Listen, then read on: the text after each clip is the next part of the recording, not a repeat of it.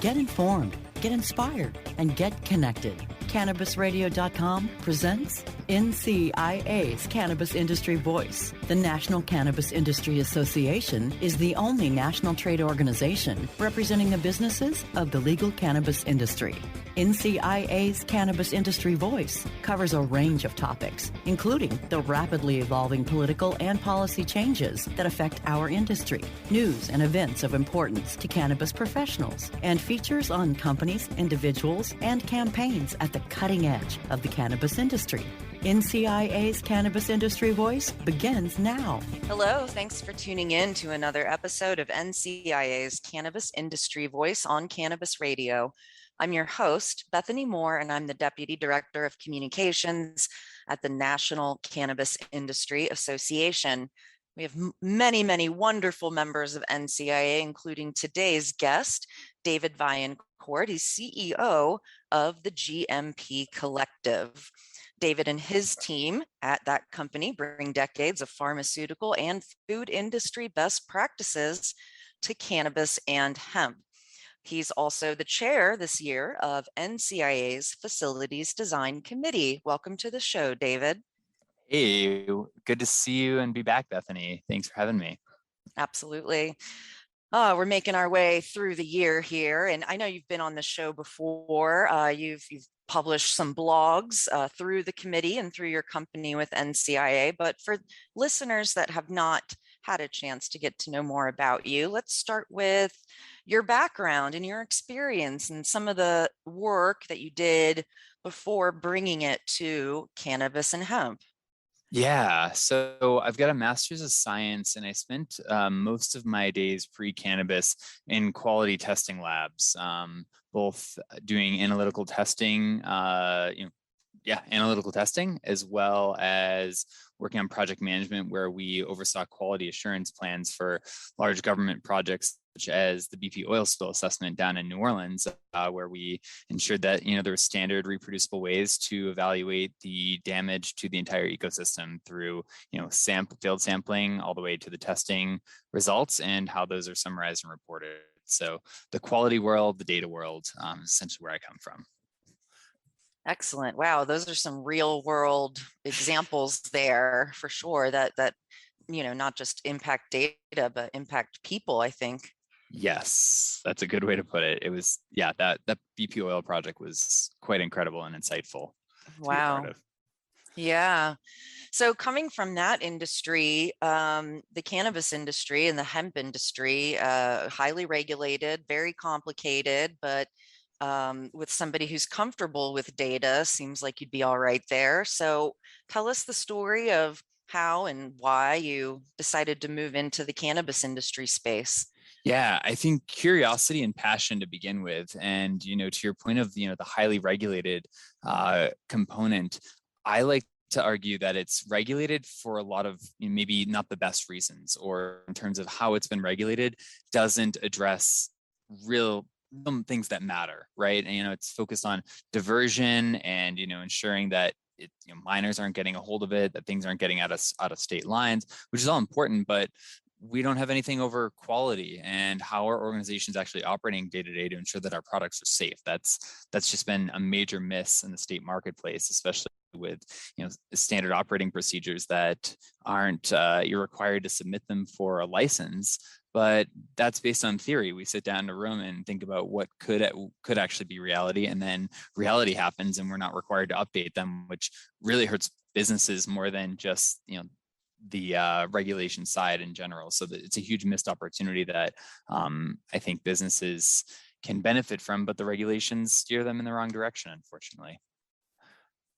Gosh, yeah, I've said it a million times. We're regulated more heavily than plutonium or radioactive substances sometimes. And sometimes the regulations make sense, but sometimes they just seem a little bit out there, or like they're an overreach. So trying to understand the reality versus the regulations versus your plan, as you made a point to, the SOPs that you envisioned when you applied for your license versus how you actually have to run your business once you get that business going, and the reality becomes part of the conversation. Is that right? Yeah, nope, exactly. And that's where I think a lot of times, when I go and work with clients, I'm like, I'm sorry, it's not your fault. The states have set you up for this. They forced you to think this way, but this doesn't, how does this help your business? And like, well, it's not. These SOPs just sit on the shelf and collect dust and nobody refers to them. Like, let's make these work for you. And that's a whole can of worms. Maybe we'll get into a bit. It is, absolutely. So let's fast forward to present day here.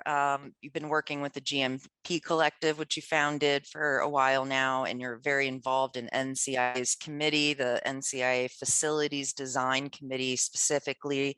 What's going on with the company this year, and what's your world looking like here as we round out toward the end of 2021, a very interesting year?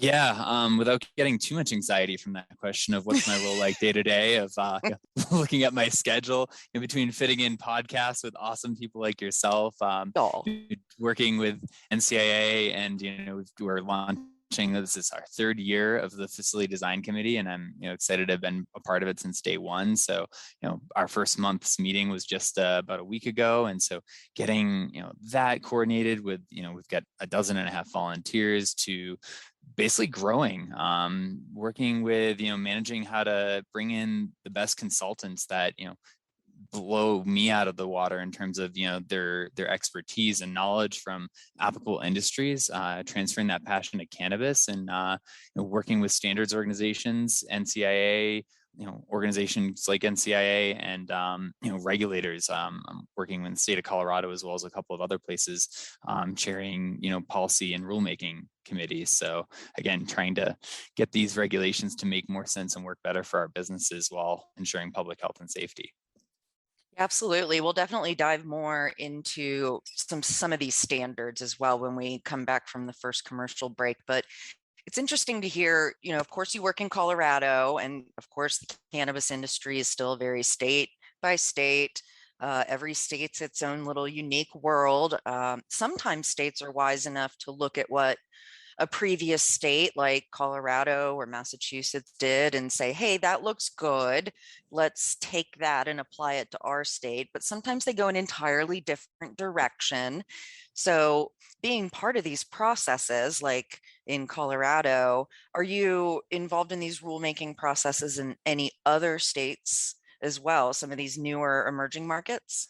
So right now, not to date. I've been trying to focus our attention on, kind of future proofing in terms of, say, the United States, as we look to federal legalization. But Colorado's where I've been the most active in the rulemaking. But we've got colleagues that are doing that in Maryland, working with Florida. But a lot of those other states don't have an active process. So for improving the regulations. So long way to say that Colorado is where we've been able to make the most traction in terms of helping the industry improve on what exists. Yeah, that makes sense. I think about, I'm from Maryland, which is very slow going out there. It's still medical only, still very, very few licenses as well, very limited options for health conditions that would qualify you for medical. Versus some of these other states that just go right for the adult use. They're all in, skipping the medical.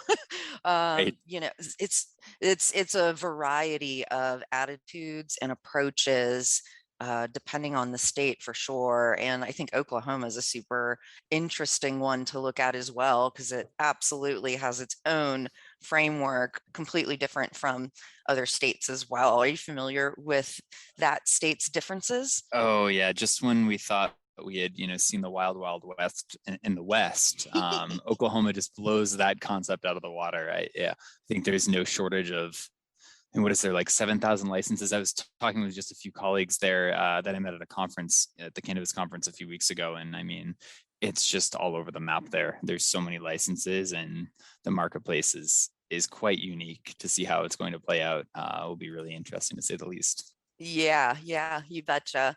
And for listeners that are interested in the concept of future proofing, especially the facilities design, especially if you're an NCIA member, you have access to previous webinars that are committees and that NCIA members contribute toward about facilities design planning from April of earlier this year. You can go onto Connect or onto our website and check out a webinar that was produced before. Really good information, really good people. And there's also some great blogs across several committees, actually. The Cannabis Manufacturing Committee is also looking at that future proofing concept as well, whether it's facilities or processes. It's pretty fascinating as well. I love that we're at the stage in the cannabis industry to start planning for the future, in addition to that sort of urgent feeling of just trying to keep up. You know what I mean? Indeed, there's an overwhelmingly, in a good way, amount of information, and I even appreciate just hearing that reminder, Bethany, because there's such good content that's been out there on whether it's through Connect, the webinars, and on the blog post. That do your homework. There's great resources out there to say you have to figure it out alone. We've developed so much content through our committees that NCIA creates a framework for us. It's been great. Yeah. And quick plug, obviously, for our next in-person conference before we take a commercial break. Our 7th annual Cannabis Business Summit is going to happen after over a year and a half of not being able to host conferences. So head to cannabisbusinesssummit.com to start checking out those details for December 15th, 16th, and 17th in San Francisco. And on that note, let's take our first commercial break and come back and chat more with David Vaillencourt of the GMP COllective about some standards. We love standards and we like acronyms too, so stay tuned. We'll be right back. NCIA's Cannabis Industry Voice will return once we give a voice to our sponsors. Dazed and Infused. Join sugar industry expert Latham Woodward for a happier hour each week for a lively and often hilarious discussion on the infusion of cannabis into food, beverages, and life. Explore exciting new culinary landscape trends with fascinating friends and guests who are leading the industry into the uncharted mainstream. Discover curated menus, enhanced cocktails, and live tastings. Life's a little sweeter here on Dazed and Infused.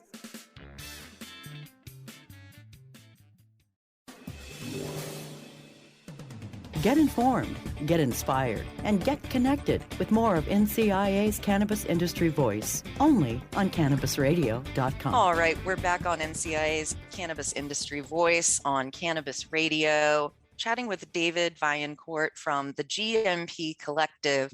And as we mentioned, he's also very active on NCIA's committees, the National Cannabis Industry Association. We have 14 industry sector committees made up of our brilliant, passionate members.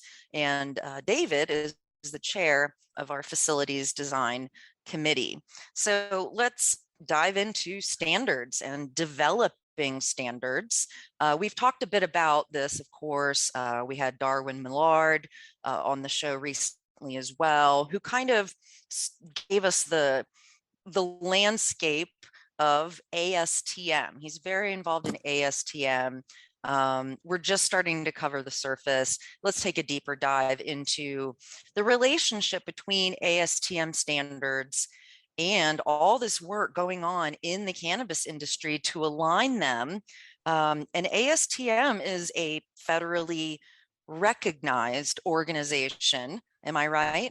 Yeah, yes, Bethany. So it's a good way to put it. Essentially, kind of give some of the kind of details without going too technical on our listeners, right?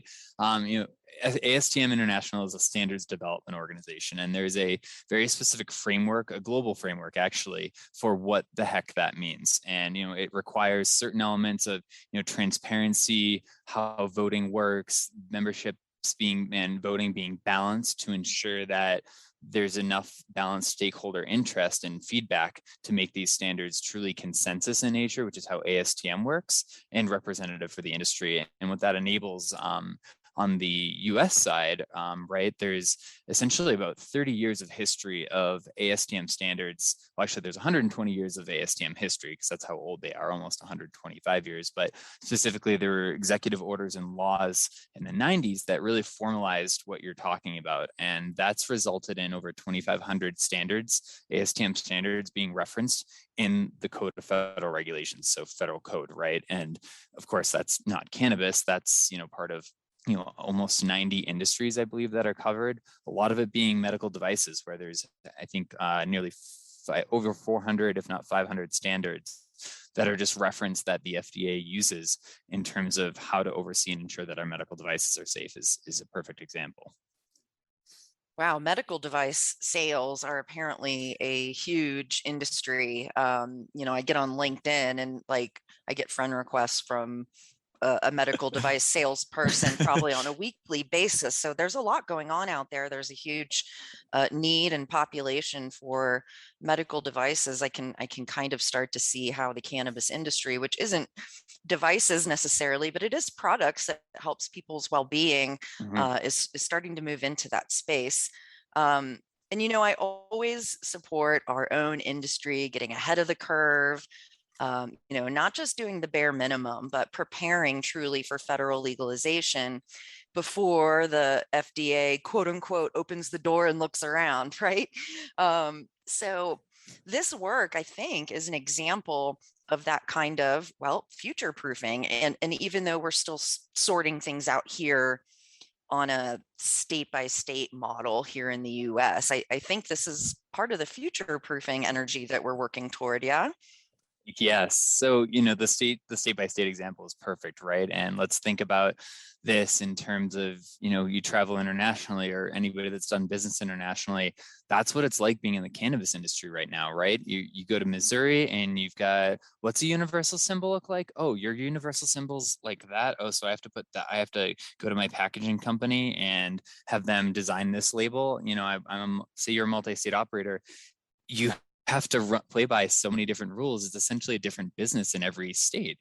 And forget trying to, imagine interoperability or, interstate commerce between those.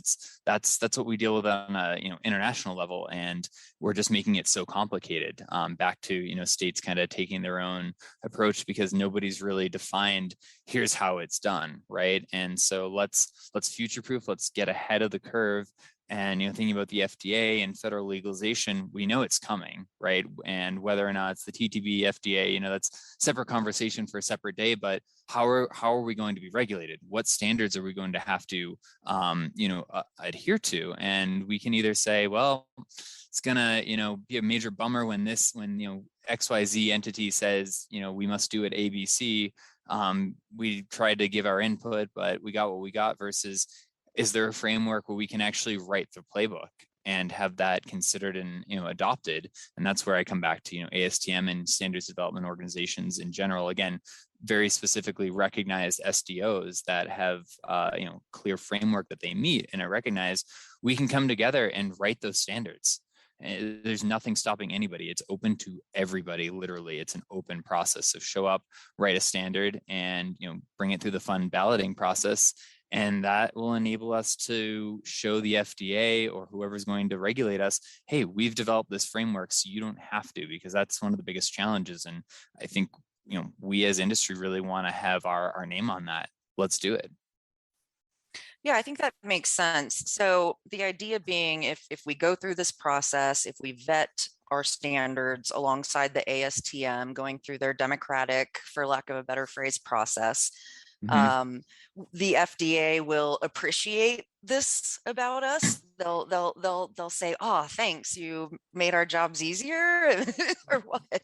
Yeah. So looking back to, as I mentioned earlier, that the 2,500 standards that are referenced in code, there's basically a 1995 it was an executive order, and it was through, there was both an executive order and I believe it's like public law through Congress. I'm not the lawyer or the political science expert. I was just a scientist by education. Me neither.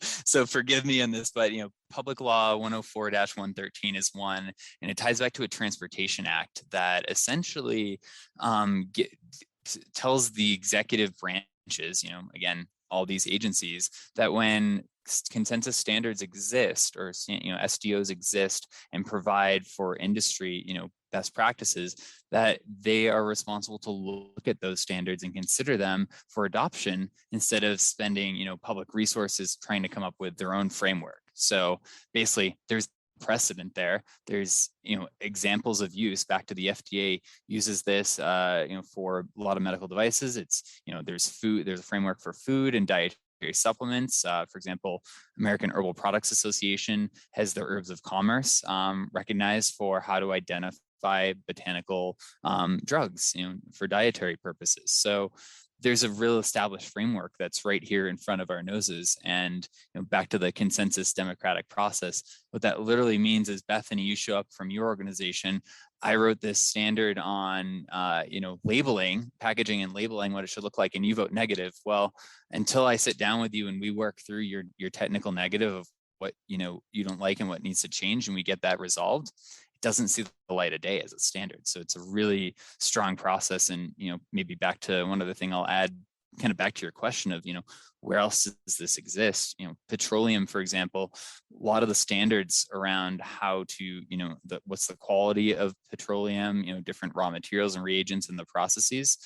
There's almost no oversight by the federal government, because they follow, there's, huge active membership at ASTM with committees that drive those standards. And because it's balanced, the government is there weighing in on them and ensuring the process is that all stakeholders are being considered, and they're allowed to just work through that third-party framework instead of having to worry about the regulatory burden. So we have the framework there. Let's use it. Wow. I mean, it sounds very thorough, if not perhaps to a fault. if not perhaps a tedious process, but very thorough. We're going to have to go to our commercial break in a second here, but, I'm really excited about what next steps are after federal legalization, whenever that happens, and the global markets coming into play. That's just mind-blowing to think about, just looking back a few years ago into how far we've come. And, here in the United States, let's look to the north of us. Let's look to the south of us. Canada and Mexico are currently nipping at our heels, if not surpassing us in legalization efforts just in the last year or two. Mm-hmm. It's pretty mind-blowing. So I wonder if you could quickly share how you see these ASTM standards playing into that in the future. Yeah, so we have 30 countries represented at ASTM Committee D37 on cannabis, and Canada is a very active one as well. And to your point, let's think about back to our states and our programs. If we have these standards in place, that's going to help protect us in terms of what's acceptable quality of products when we have a global marketplace, and how do we, basically ensure that we're meeting those standards so that we don't just get surprised by an influx of international products, whether it's US, Canada, or China, Colombia, et cetera, where cost-wise we're going to get destroyed. So we need to protect ourselves and have standards for trade and commerce, which is one of the key benefits of ASTM standards provides to the industry. Yeah, you betcha. I mean, interstate commerce just in the US is one issue. Let's thinking about the global market. Oh my. All right, let's take our last commercial break and then come back and wrap up our chat with David from the GMP COllective. Stay tuned. We'll be right back. NCIA's Cannabis Industry Voice will return once we give a voice to our sponsors. Elevate your everyday with that Shuggies feeling, with the sweet taste of Shuggies. Add a cup of Shuggies to your morning coffee. Ah, how sweet it is. Shuggies infuses cannabis and cane sugar to make it the perfect sweetener with benefits. Make your happy hour happier with a dunk of Shoogies in your drink. Order your Shoogies now at shoogies.com or find it in dispensaries throughout California. Whenever you crave a little sweet, pick up Shoogies, the sweet, sweet take anywhere treat. Get informed, get inspired, and get connected with more of NCIA's Cannabis Industry Voice, only on CannabisRadio.com. All right, we're back on NCIA's Cannabis Industry Voice on Cannabis Radio, and we're chatting with David Vaillencourt from the GMP COllective, truly continuing a longer conversation happening in our industry about developing standards and preparing for federal legalization and future-proofing our industry. So as we are a new industry, there's a little bit of catch up I think we're playing here in developing standards. Marijuana has been around for a long, long, long time, but the formal industry portion of this pretty new just in the last few years. So I kind of have a ethereal question about, are we right on time here to wrap our arms around these big boy professional standards as an industry, or are we, kind of playing catch up a bit? I think it's both. And the reason why I'd say that is, like you mentioned, and I'm sure we talk about it a lot of folks are common with the idea that, the cannabis industry is dog years, right? And things are moving so darn fast, but we're still just, as you said, really young. So in terms of like maturity, we're right on time. Federal legalization's, 6 months to 5 years out is my prediction. So we have time to, develop this kind of laborious but important process. So we're not behind, but of course, in certain ways we are, but it's just based on where we're at as an industry, where the data has been and how we've evolved, and, it takes time to learn and share information. So yeah, long way to say, I think we're right on time. Well, and I appreciate NCIA members that are hustling on this, like our committees. And I believe this is your third year on the facilities design committee at NCIA. What else is going on with the committee this year, just to talk about your work with your fellow industry peers? Yeah. So, like you said, yeah, it's our third year, my third year and the committee's third year. We're figuring things out too, right? We had no idea what we were doing when we started the first year, and thanks to NCA for providing this framework, it's really grown, and now we're doing more collaboration and cross collaboration, like the Cannabis Manufacturing Committee. There's a Science Advisory Committee, and helping to say, all right, here's all the expertise we've got at FTC.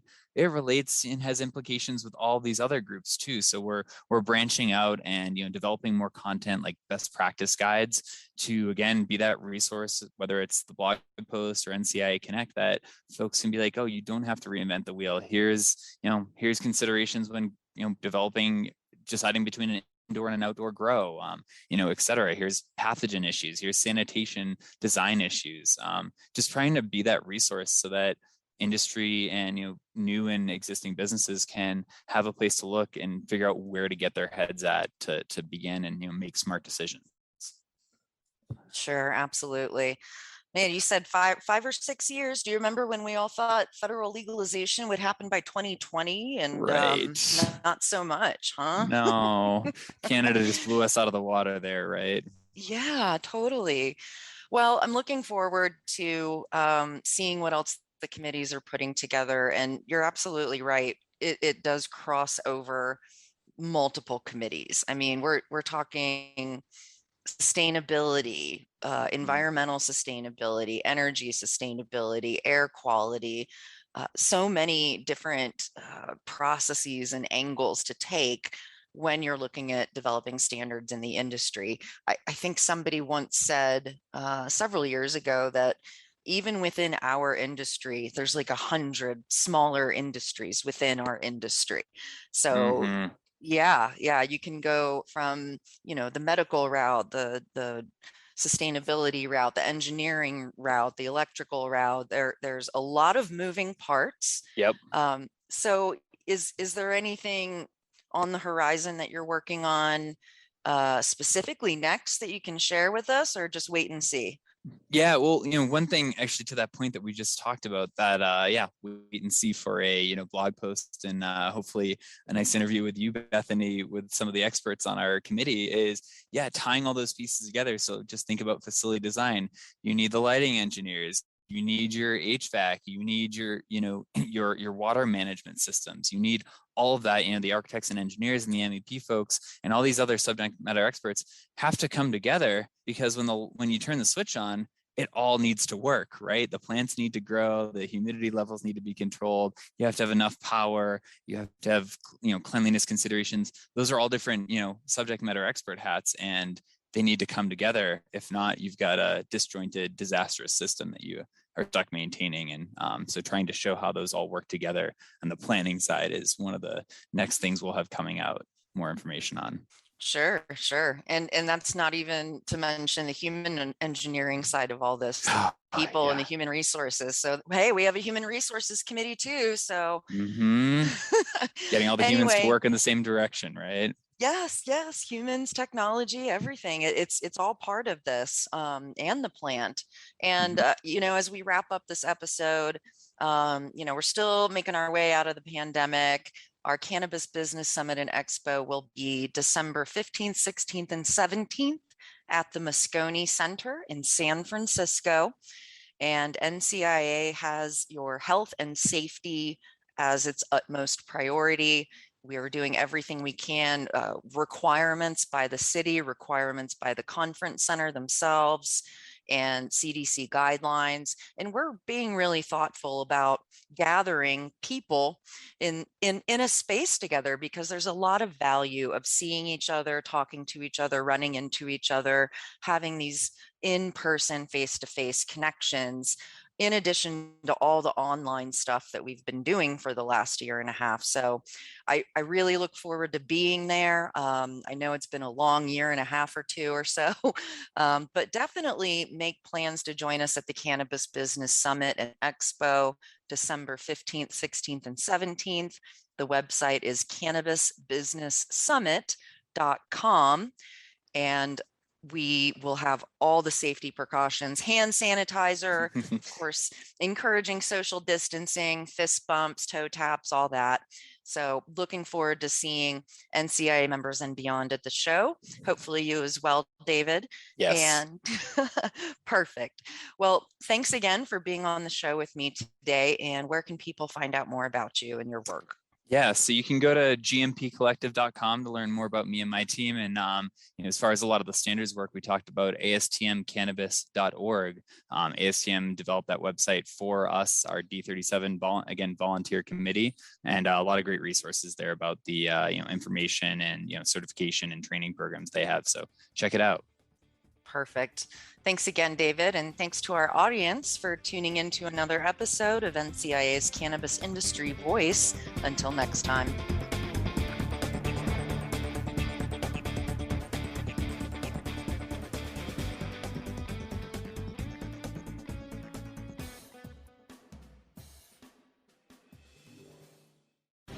The opinions expressed on this CannabisRadio.com program are those of the guests and hosts and do not necessarily reflect those of the staff and management of CannabisRadio.com. Any rebroadcast, republication, or retransmission of this program without proper consent is prohibited.